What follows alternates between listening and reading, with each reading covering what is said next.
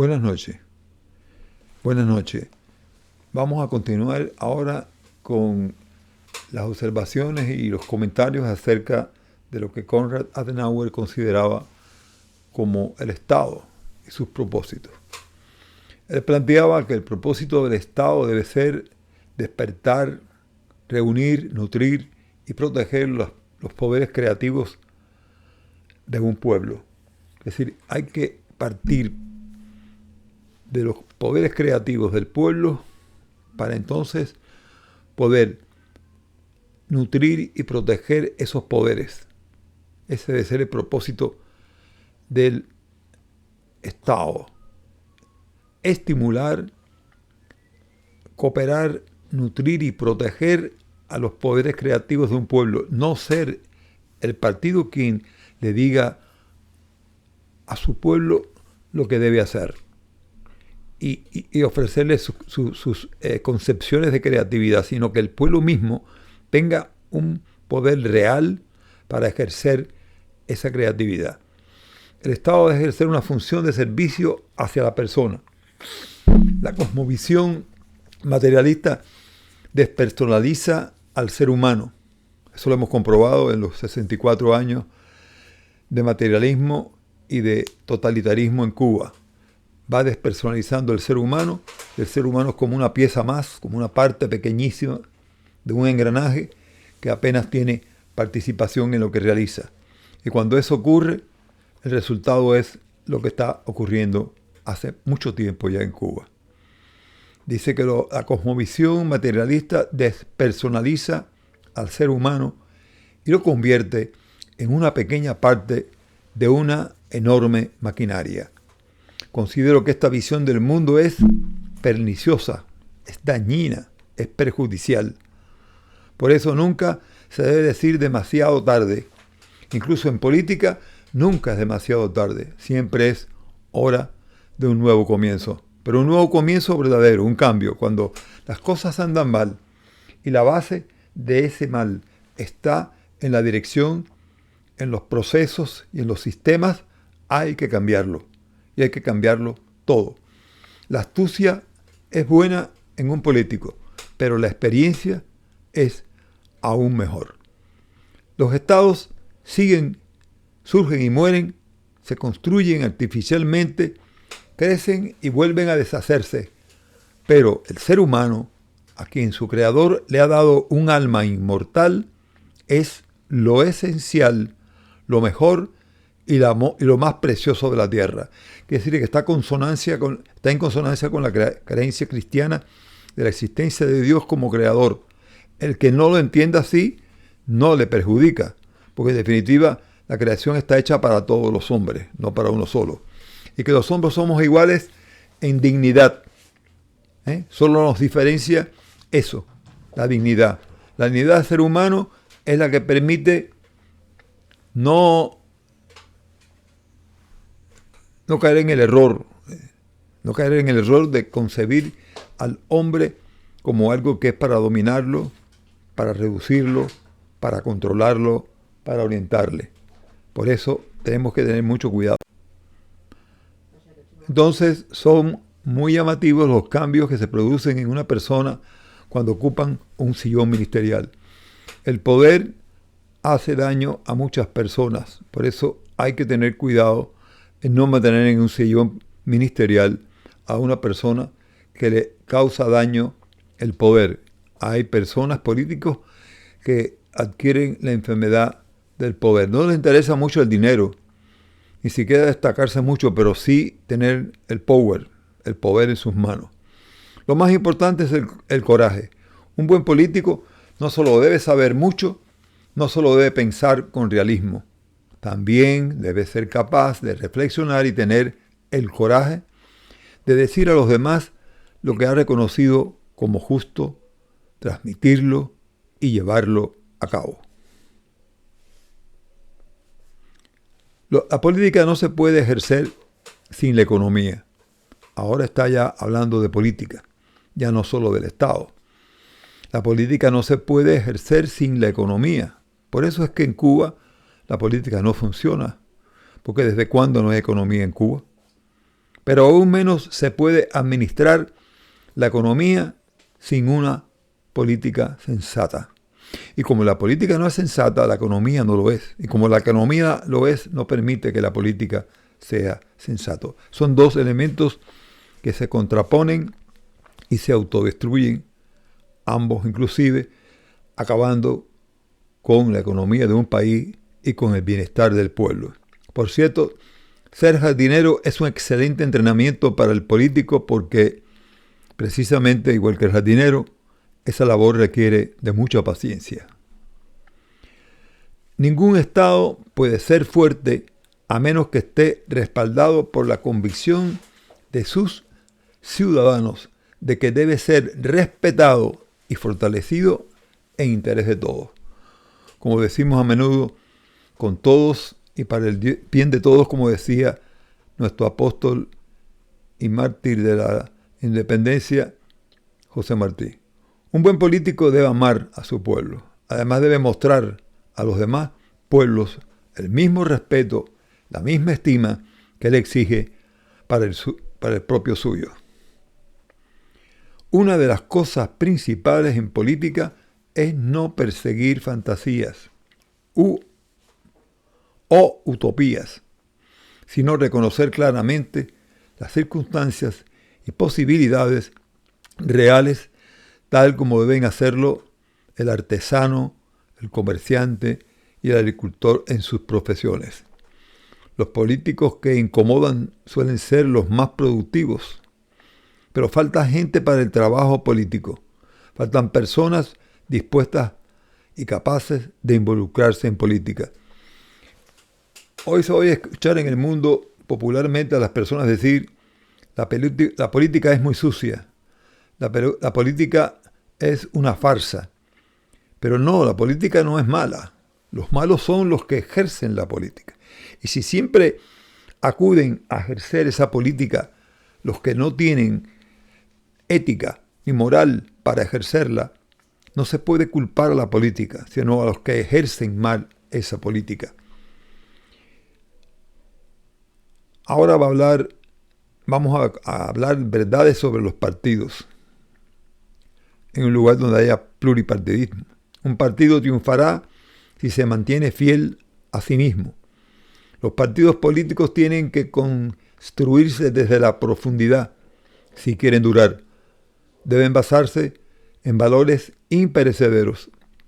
Hay cosas en el mundo que son mucho más importantes que cualquier política partidista. Un político de partido también debe reconocer lo que es bueno no solo para su partido, sino para toda la nación a la que pertenece. Reconozco la libertad democrática en que en determinadas circunstancias también se puede actuar en contra de la opinión de los compañeros de partido.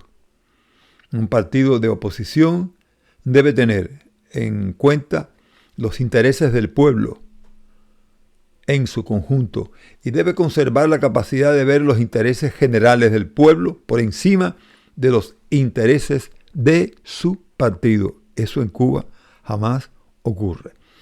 En Cuba lo más importante es mantenerse en el poder eternamente, no importa caiga quien caiga, pierda quien pierda.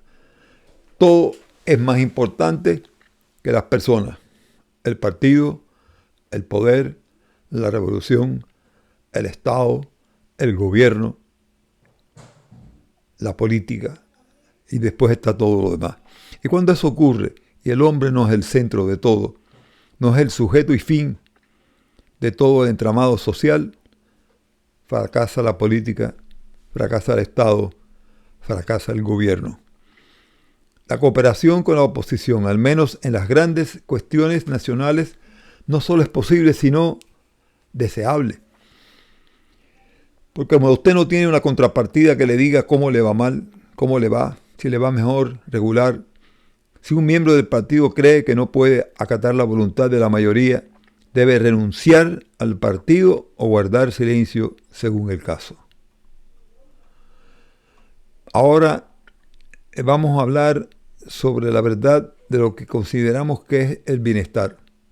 La economía debe servir a la gente y no la gente a la economía. como también el gobierno debe servir a la gente y no la gente al gobierno. Queremos crear propiedad privada para tantas personas como sea posible. No es mala la propiedad privada, al contrario. Pero no propiedad monopólica para el Estado, sino para el pueblo. Organizamos nuestra economía sobre la base de la competencia y la justicia social. A este orden económico, que combina la libre empresa con la responsabilidad social, le llamamos economía social de mercado. No es posible llevar a cabo una política social sin una economía fuerte, buena y productiva. Esas cosas no ocurren en Cuba. En Cuba se lleva una política social sin economía, una economía débil, mala e improductiva y sin la base financiera para la política social. Eso no puede funcionar. Es una maquinaria, la economía que si no tiene esos parámetros no puede funcionar. El aumento de la propiedad debe convertirse en un factor decisivo de orden social en nuestro pueblo que ayude a la reconstrucción y no, menos importante, que asegure la libertad del pueblo. La gran pobreza es tan peligrosa como la gran riqueza. Así como una buena política económica es el requisito previo, decisivo, para una buena política, una política que llamamos política social, una política social sensata crea condiciones para un mayor desarrollo económico. La clase media es en realidad lo más saludable en una sociedad. De allí surgen las personas que sostienen el Estado en aras de una idea, de un ideal. La libertad en la economía social de mercado se extiende en dos direcciones. Significa libertad frente a la supremacía del Estado, pero también frente a intereses de grupos. Los intereses de un solo grupo de actores económicos deben quedar en segundo plano frente al interés general de toda la población, de toda la sociedad. Los peligros del hartazgo son realmente grandes. No debe quedar así. La economía tampoco es un fin en sí mismo. La economía tiene un propósito ético, moral. Y luego, al final, para concluir estas disertaciones, estos planteamientos, estas máximas acerca de la verdad, de la libertad, de la justicia, del Estado, de la política, decía también que lo principal en política exterior es la confianza entre las personas. Los acuerdos y contratos no siempre son los más válidos. Mucho más valioso es el entendimiento mutuo entre los pueblos y los líderes de los pueblos. Todo lo grande implica una apuesta. También la fundación de una nueva Europa es una empresa no exenta de riesgo. Por eso, cuando los ministros de Relaciones Exteriores, incluidos los de países aliados, se sientan en una mesa, no se trata de una reunión de filántropos. La unidad de Europa fue un sueño de pocos, que convirtió en una esperanza para muchos. Hoy constituye una necesidad para todos nosotros. Un gran pasado no cuenta mucho en política. Lo que cuenta en la política de los estados es la importancia que ellos tienen en el presente y lo que se puede esperar de ellos en el futuro. En política, la coherencia y la paciencia son las armas más poderosas y esto se aplica especialmente a la política exterior. Ahora va a hablar de algo muy importante que son los valores. Decía que la ley suprema, su ley, siempre ha sido algo que mi padre nos inculcó. Cumplid con vuestro deber. El cumplimiento de deber es esencial para que una nación funcione. Desde que está en el más bajo nivel hasta el que está en el más alto nivel. La felicidad humana no consiste en seguridad y prosperidad solamente. La felicidad consiste en cumplir fielmente con el deber. No es solamente tener derechos, hay que cumplir deberes. En mantenerse clara y resueltamente en lo que se ha reconocido como justo. Más fuerza el cristianismo, la convicción cristiana, que en el deseo de libertad el deseo de una personalidad libre y afianzada interiormente. Muy importante, mucha importancia le daba al cristianismo este político. El ser humano debe vivir conscientemente, debe dar cuenta de los trabajos del camino que recorre y de los altibajos que este camino tiene. Solo cuando lo hace aprecia los bienes que le han sido dados. Solo entonces tiene claras sus responsabilidades y sus deberes, sus tareas. Solo entonces obtiene el coraje, la fuerza y la confianza para cumplir las tareas que nuestro tiempo peligroso y confuso le impone. El cristianismo es el poder más fuerte que da forma y preserva la sociedad. El Estado y los órganos públicos son desapasionados, incluso fríos. No pueden ayudar espiritualmente ni individualmente. Esto solo lo logra la caridad cristiana. Su trabajo no puede ser reemplazado por nada ni por nadie. Y en nuestros tiempos es más necesario que nunca. Nadie posee la única verdad. La verdad no es absoluta. Solo mediante la argumentación y la contraargumentación y mediante el intercambio mutuo se puede esperar acercarse lo más posible a la verdad. La verdad hay que buscarla juntos, entre todos. La mentira es una política muy mala, una política muy costosa, porque en el fondo todo se debe basar en la confianza y no en la desconfianza, en el engaño y en la mentira.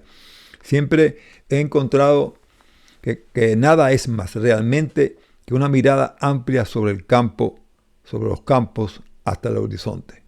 Y así concluimos con este espacio hasta la próxima emisión. Así que tengan todos un buen día, una buena tarde o una buena noche y que descansen. Un abrazo.